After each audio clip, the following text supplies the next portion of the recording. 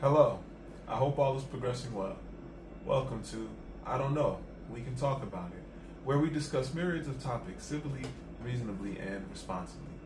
My name is Kevin Dufresne. Our first topic is with regard to AI policy development with youth and superintendents. What might be of implementation in an educational environment after the discussions, after the simulating debates and scenarios. The reality of bringing individuals to assist with designing policy may be extremely effective depending on how the processing happens. The article mentions a certain amount of students that will be vocal about what may be of implementation in education environments that one may need to poll the masses of students to navigate what might be top of mind, if one will. When considering the dimensions of policy in connection with an educational environment, one may think of how an educational environment does not always include all technologies, even considering the environmental shifts, the environmental boundaries that may be. Integrating policy needs careful attention with to what degree AI implementation may be set. When thinking of how technology may permeate an environment, one may think of popularity. Individuals need sustenance. So, an educational environment ideally having avenues to replenish individuals, to ensure individuals are not thirsty or hungry, makes a lot of sense. Now, if every individual comes to an educational environment with a microwave or a stove, will educational environments then seek to make concessions for the behavior, for the technology? This is a very important dynamic to consider with regard to how an educational environment may perceive technology, how an educational environment may seek to implement technology, especially considering what may be of a need in comparison to what may be of a want. The environmental boundaries becomes a huge factor because when one may consider what may be happening in a home environment, one may consider what may be happening in an environment for education quite differently. So, to ensure policy is set forth with valuable intention, one must regard how the valuable intention may actually be with other dimensions of the aspects of the conversation. So when an educational environment seeks to implement AI policy with regard to how staff, employees may use the technology, how might that differentiate from an educational environment that may have staff, employees opting for textbooks, hardcover materials?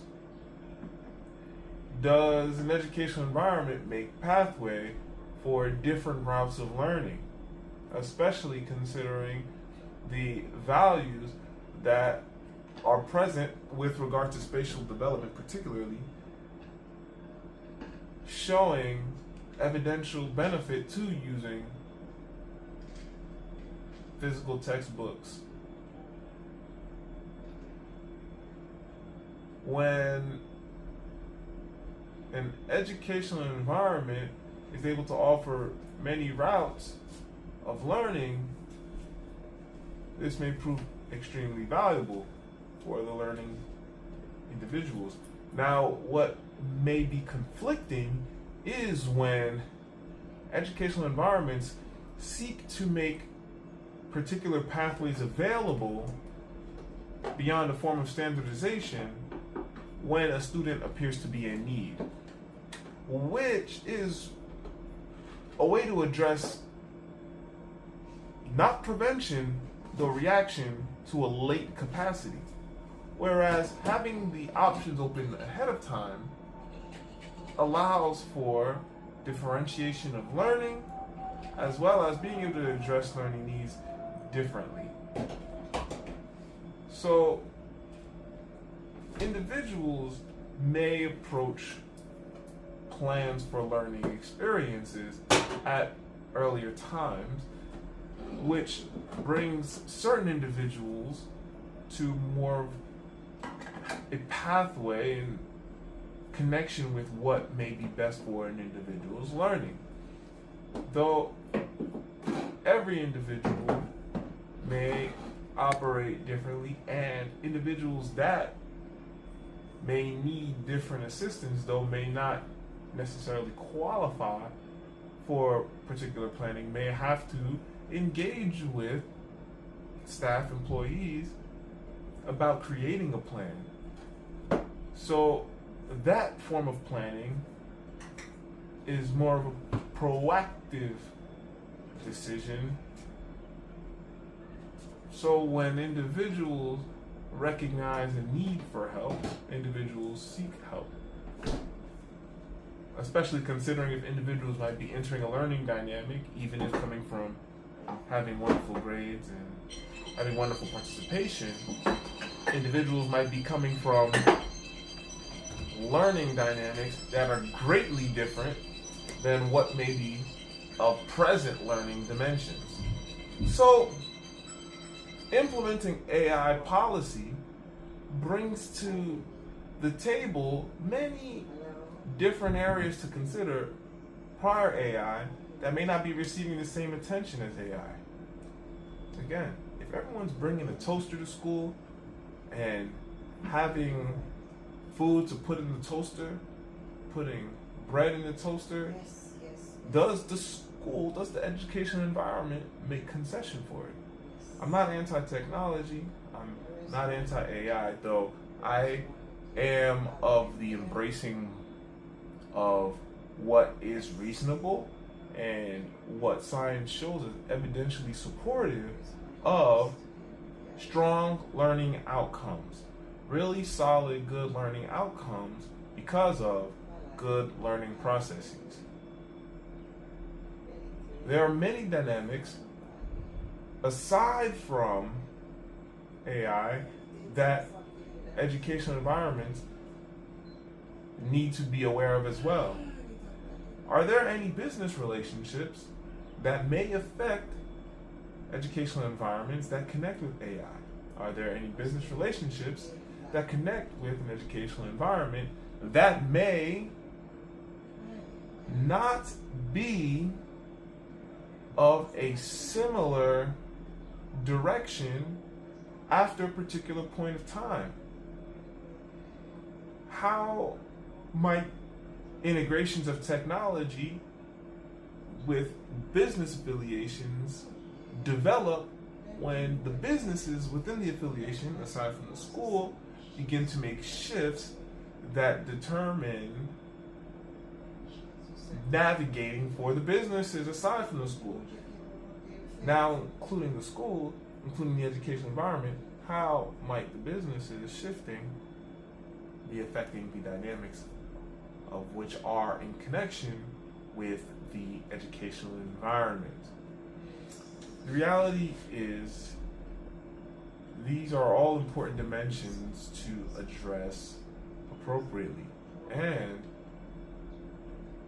these situations may seem antagonistic, though with long-term considerations brings about extremely wonderful, fruitful processes and outcomes that individuals can recognize as core dimensions of growth that need consistent, appropriate attention. One may consider how technology may vary and how educational environments need to be not only privy of the possibilities, though engaging with how to ensure implementations contributing to best growing efforts of learning, processes of ensuring educational environments are safe, enjoyable, creative areas of which individuals may grow to be functional, efficient individuals beyond education and society at large, because educational environments route many individuals and have so many ways, so many opportunities to really engage with how to bolster potential in the objectively better, best ways.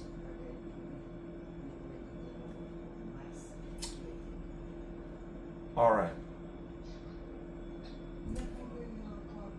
Our next article regards the realm of learning to a capacity of which individuals may greatly benefit from addressing well.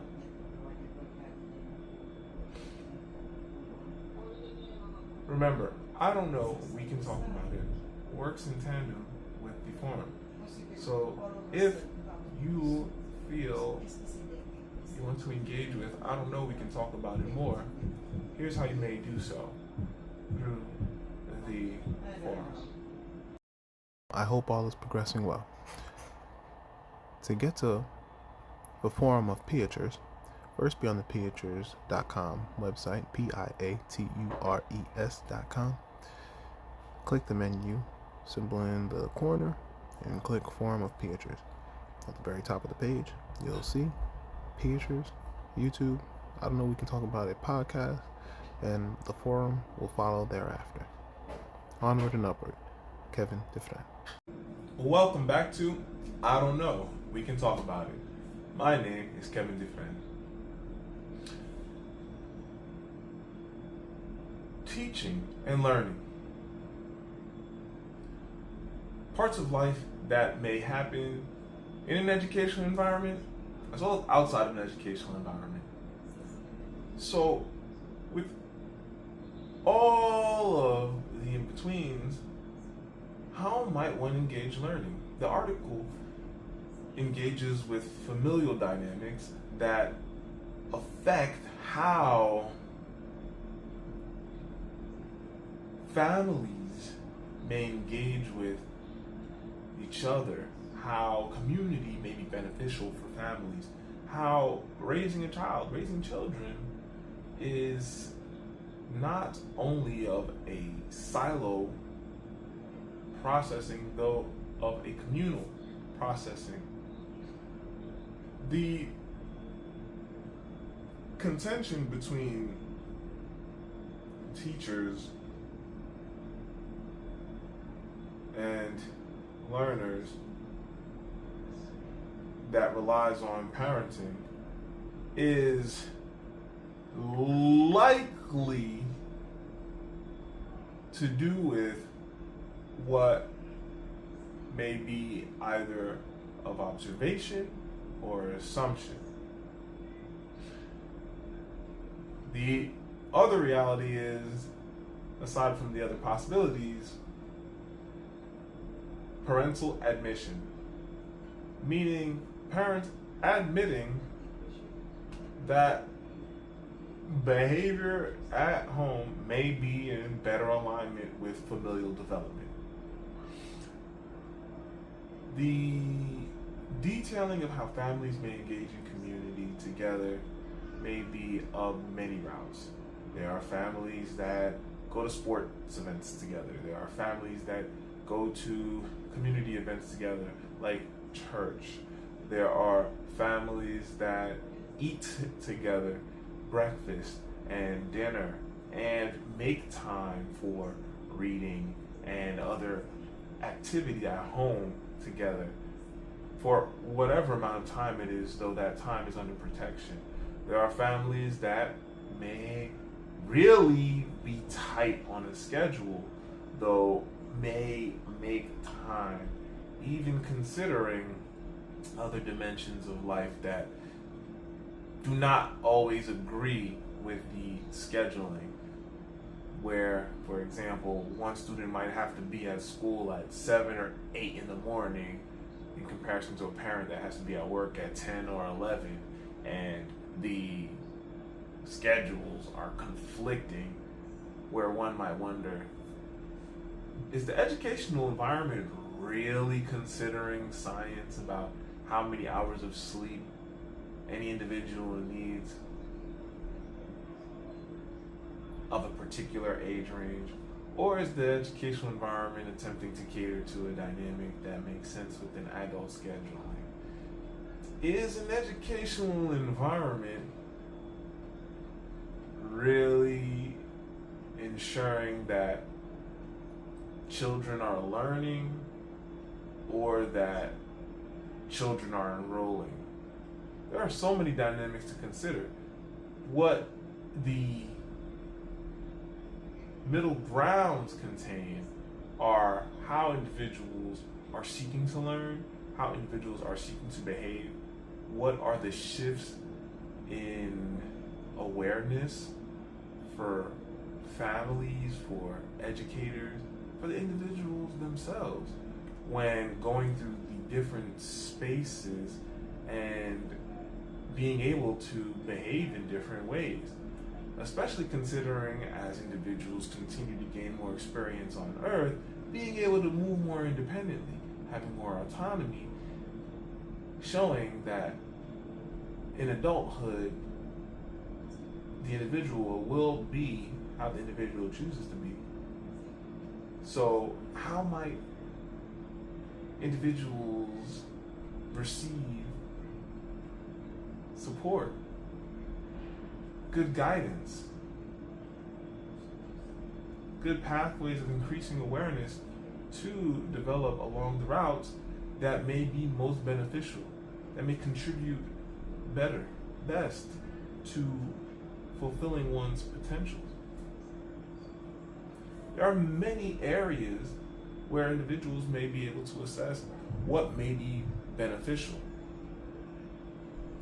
A student might find great benefit with an educator and grow through that route. A student might find great benefit through a coach and grow through that route. A student might find great benefit through a friend, through a peer group, and grow through those routes. So how individuals will grow will likely depend on the individuals. The individuals growing need support. When the individuals growing speak out about what may be of interest, it is important for those individuals to receive the support. I think the developments of being are what stand out most when individuals appear to be very contentious in educational environments, showing particular behaviors that may not seem to be in alignment with what may be beneficial for the student's growth. It is very important to recognize that students are not coming from no space. Students are coming from experiences. These individuals are coming from experiences and may be reflective of these experiences of which these individuals are familiar with, because the experiences are impactful to the individuals growing through them, especially when coming directly from sources of which the individuals have come to be greatly familiar with. So I think the reality is that individuals in a sound world of being together, less technology in the way, may find different balances of being, of making time, for whatever that may actually be. There's another dynamic here where one may consider, what does family time even mean, aside from feeding children, communicating with children, which is very important, which needs to be happening to many degrees, especially from more familiar environments, though individuals will become of their own in other environments and discover learning to the capacities of which the individuals choose to embrace. Between communities, different types of communities, aside from one's own family, aside from one's own familiar realm and familiar faces, there are individuals that appreciate growing through cohorts. So individuals go through cohorts for different situations of interest. So that is one way to engage differently. Though the caveat is that cohort growth may dismiss the avenues between and beyond cohorts, which may offer different experiences socially, emotionally, mentally, psychologically, that an individual may come to recognize, though may need to learn about how to navigate. So there are so many different ways to grow. There are so many ways to teach, so many ways to learn. So how do individuals meet in ways that are sound, that don't feel overly burdensome? How do families seek to grow families? Aside from a care perspective, how do families seek to define families? These dynamics, answering these kind of questions, really brings attention to what the family is about and respect to individuals growing into their own. There are so many dynamics here to consider. So there are many helpful routes. The other avenue is of how educational environments approach educators and staff, how parents approach educators and staff. The boundary setting is extremely important. Educational environments need to be well aware that worlds exist outside of an educational environment, especially considering any educational environment that obviously allows devices in the school that allows individuals to access the world outside, especially while in school. The point is that we live in a very interdependent reality. So when individuals are growing with these dimensions, it's important to be mindful that here are the possibilities, here's what we are setting out to do as best as possible. So individuals may thrive, because individuals will decide beyond an educational environment, beyond a home, whatever the individual wants. So it is important to be of great mindful direction when observing these dynamics, when approaching to engage these dynamics of learning and teaching. All right, time for some origami. So I have here a square sheet paper.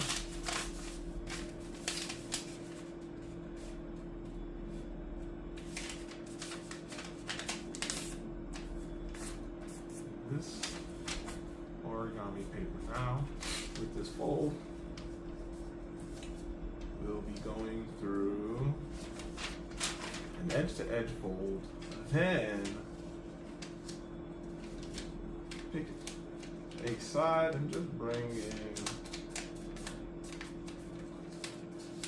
these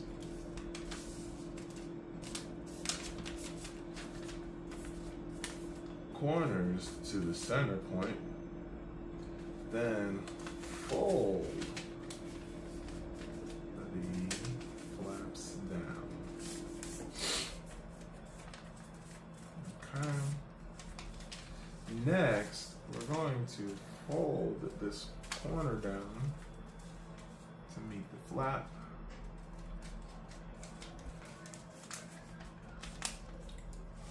And what we're going to do is we're going to open this corner into a diamond.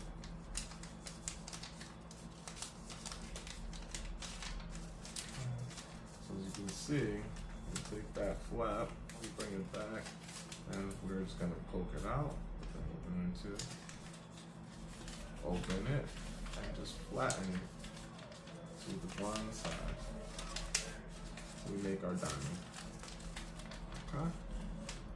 If the paper seems to wiggle out like it's doing for the second time I'm doing it, just check the inside portion and readjust the point, and you'll see this flat come up. Next, what we're going to do here is we're just going to fold up now. So we're gonna, if you're familiar with the crane, we're gonna just fold up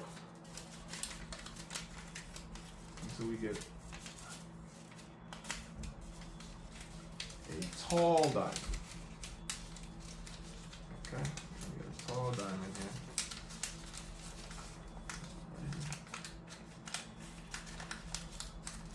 Just press in each side.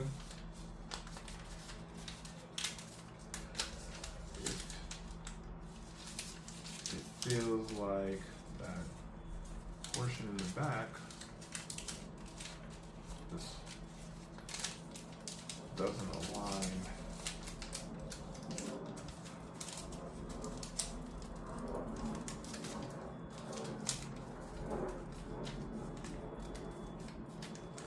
Then you can readjust the back portion, because there's this fold here that we can make right here. This fold that feels a bit tight there, so may easily loosen. Okay.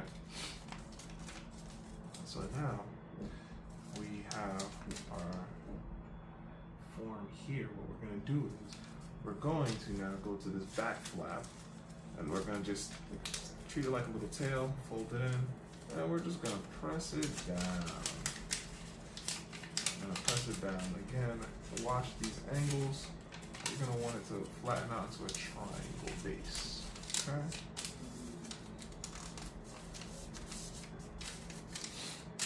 Now, after you get this triangle base, what we're going to do is we're going to fold in. So we're going to just fold it at an angle here. And then we're going to fold again the other side as well. Now, the instructions that you may find via link in the summary will show each side one at a time, which is fine. I'm just showing both of them here. We'll come here, now you'll have this form of a layout. When you get to this layout here, and you make those two folds, just bring up the one side, and we're gonna just, see how I bring that side up, bring it up, and then we're just gonna press it in. Okay? Just press it in. Then, we're gonna fold the flap down. So this flap here is gonna fold down. Next, we're gonna take this flap and we're just gonna fold it over. So that we have space to do similarly with the other side. Bring it up here, press inside, then bring it here flat. And you'll see this way, we'll fold in the flap down and we'll fold it over. Okay, so we can see now that we have our design here so far. What we're going to do next is we're going to open up each one and we're going to do similarly again. So what we're going to do is we're just going to fold in for each one. But this time we'll do one at a time. So as you can see, I fold in here, then I press in. These are a lot thinner. So I press in.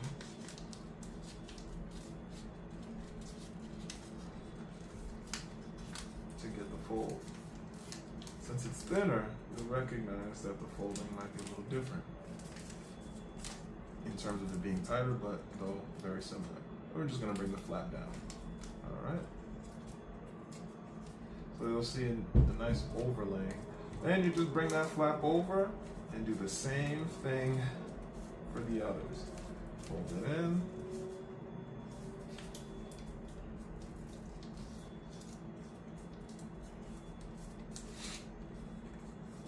And open it. It's gonna be pretty tight again. Opening it, then I'm pressing it in.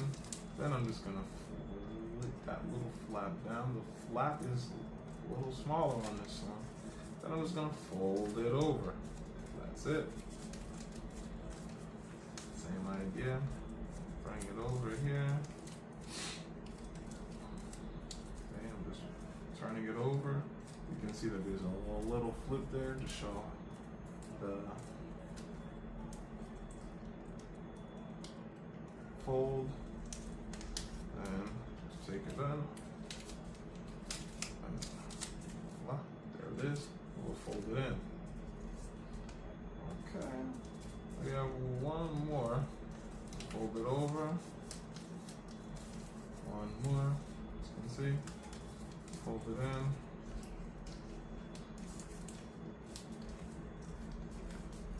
Fold it good. And open it.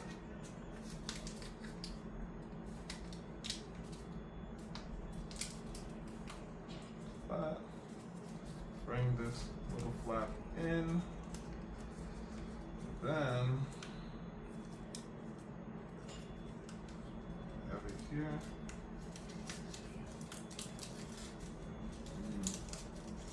Let's see what happened here.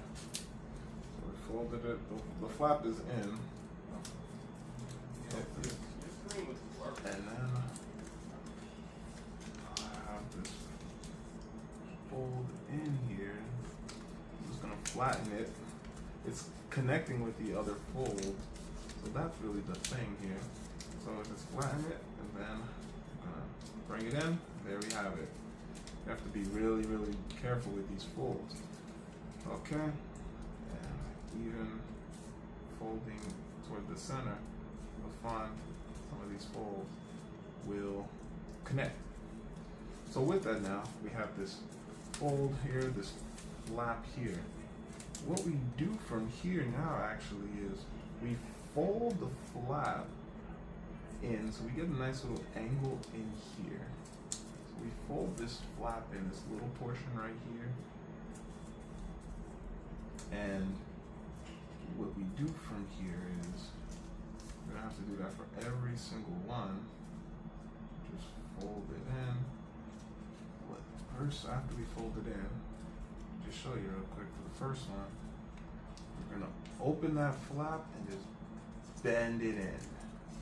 So we have it there, just bend it in. You see that? And then we close it. Very, very nice. So then we do the same thing with the next one. We just fold it up. Fold it in alignment with the base. Then we're just gonna take it and fold it. Okay? Next, do the same thing for each flap. It's really intricate. Now, can you do this with bigger flaps? Try it. It's your origami. It's the point of working it out. Especially if you might feel you want a different design. So, again, folding it in just to get it right across, folding it in. The main part is, what you gotta see is, slowly just fold it to get that fold in there. You're gonna have that inside fold. Almost there. Got a few more here. Fold it in. And as we fold it in, we'll bring it in here. And we'll just fold it shut. Okay. 3 more. So obviously, when you're doing it with all the flaps, at one time, be careful, because the folding might connect with other folds, might affect other folds, and also the fold might not be consistent across all of them, so where the alignment might happen might differ. Okay? So with that in mind, you want to make sure that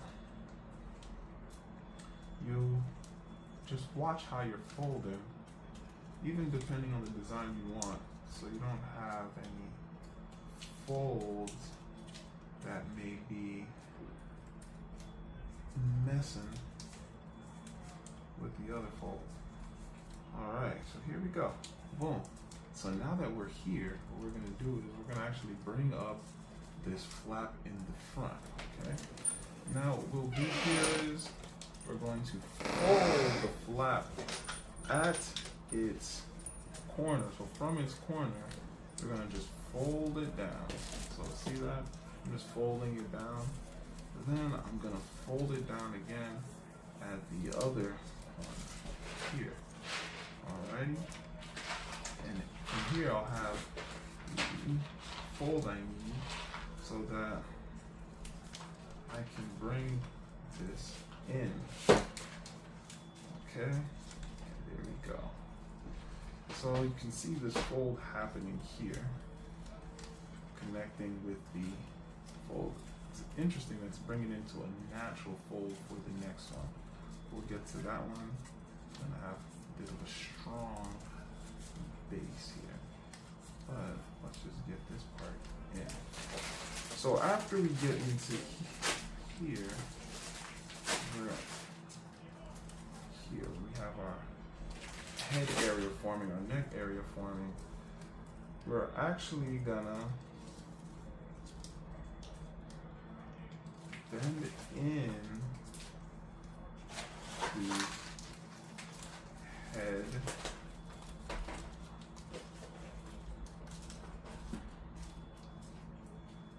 you'll see the direction bring the piece up and just bring in this head right here. And like a vulture. There we go. So we're gonna have this forming here. Then I'm gonna fold it in here. Bring my head in. And then what we have next is we have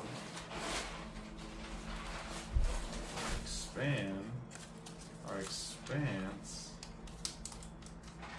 of the Origami Peacock.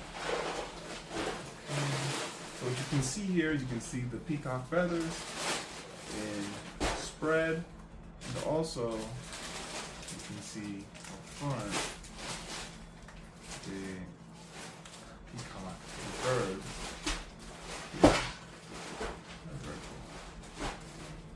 So mine looks like a vulture peacock, if you will, but definitely present, and I like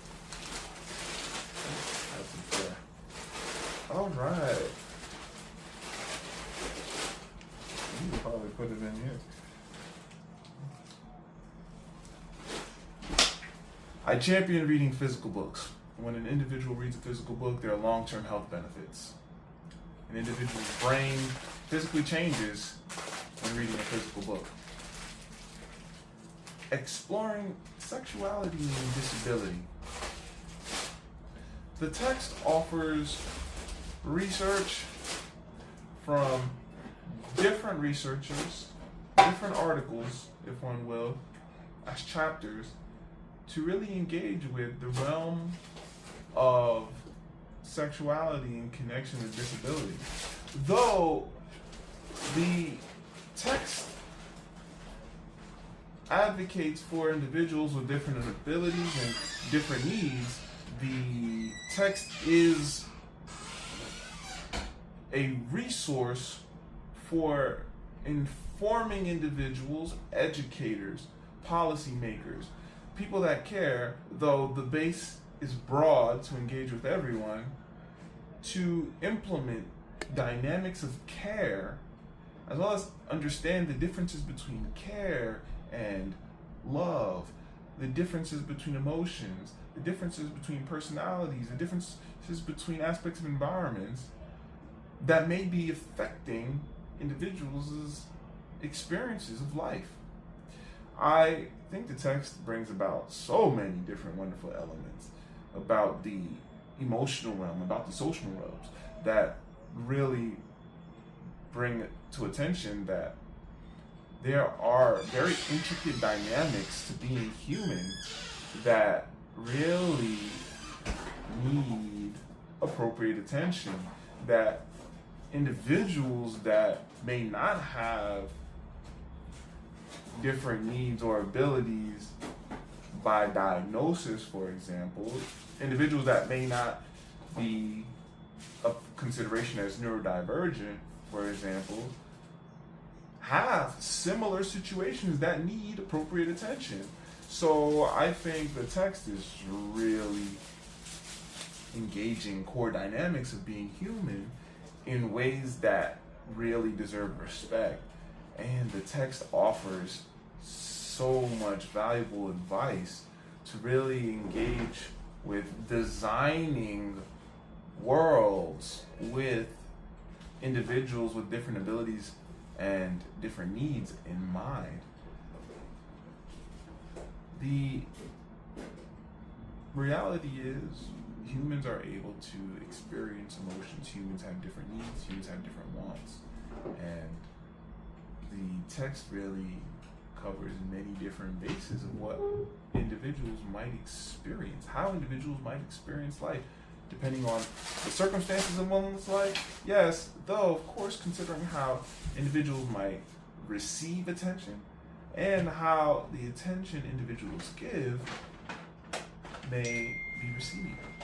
I think the text does a really wonderful job of engaging with the dynamics that show how to navigate the world as mindful individuals with the awareness that everyone is different to a degree, and that differences need acknowledgement.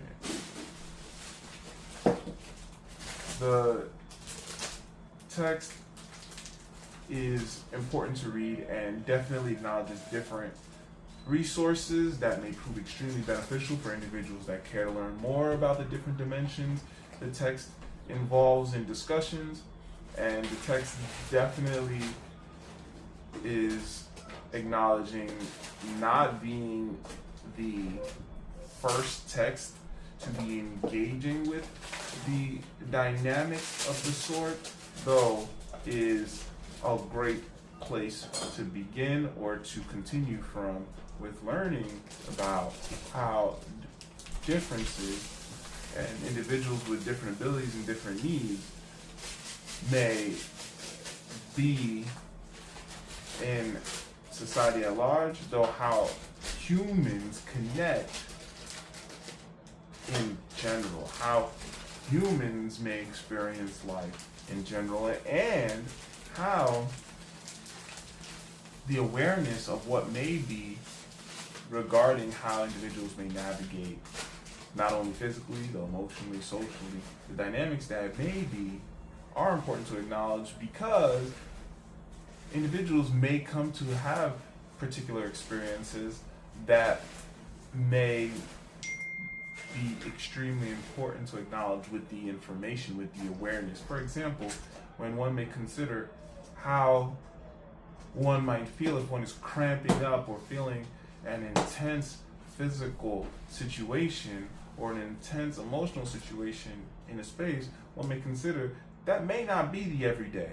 That may be a once in a while. That may be a once in a lifetime situation, though if the individual is in a space that may offer the individual opportunity to self-care well, to be of great openness to receive the proper attention, then awareness, life may prove better. So I think there are so many ways that the text offers value in practical ways that bridges to core human experience of living. Thanks for joining. I don't know. We can talk about it. Onward and Upward, Kevin Dufresne.